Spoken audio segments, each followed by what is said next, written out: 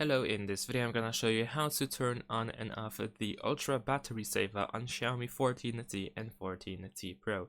In order to use the Ultra Battery Saver, we need to go to the settings, and then in the settings you want to scroll down and find battery, and then over here in current mode you want to select the current option, and then you should be able to switch to Ultra Battery Saver.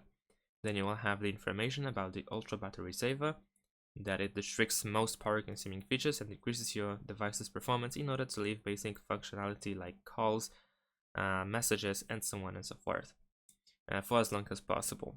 So we're gonna press OK in order to turn on the battery saver. Now we need to wait a couple of seconds, and after that we should be able to see that we have pretty much a restricted access to our phone. We only have some very basic features. And now in order to exit the Ultra Battery Saver, then we need to press on this exit button over here in the top right corner. If you press it, then you will immediately exit this mode. And that's it. Thanks for watching, leave a like and subscribe to my channel, and see you in my next videos. Bye.